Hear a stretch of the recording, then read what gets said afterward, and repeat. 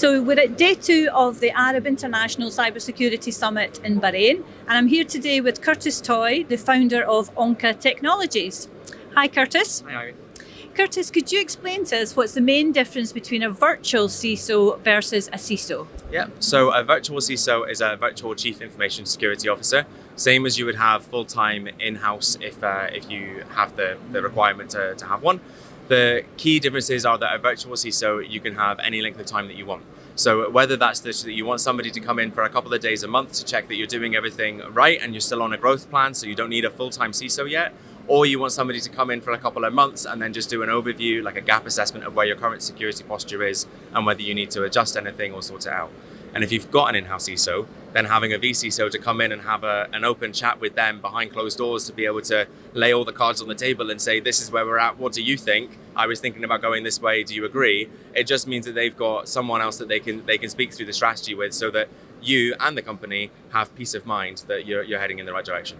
Okay, thanks for that, Kurtis. And could you give us what your advice would be for organisations to improve their cyber security posture? Yeah, so depending on the industry that you're in, there's a lot of different regulations that you might need. So if that regulation, like if you're in a public body and you've got health services, it might be HIPAA. If you've got a lot of clients and you're in the private sector, it might be that you need to have ISO 9001 for quality management systems, or ISO 27001, which is for information security management systems. So my key advice would be, look for the regulations that apply to you and start from them as the bare minimum, but realize that that doesn't mean that you're safe or secure whatsoever. Do those first so that you've got a kind of grounding and then build up on it. One of the key things with this that I don't think people understand is that if you want to be more secure, you don't have to become certified in these standards. You can just follow the practices without getting certification.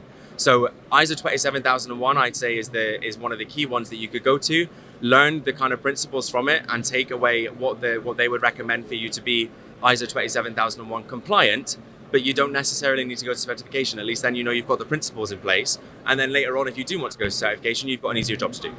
And Kurtis, what would be the best advice for people to keep themselves and their homes secure? So I'm sure this is one people have heard before, but change your passwords. So make sure you're not using the same password for, Facebook and your bank. Make sure you've got separate passwords for separate systems, just in case one of them is compromised. At least then the attacker hasn't got access to everything. And the other key one would be change the password on your Wi-Fi.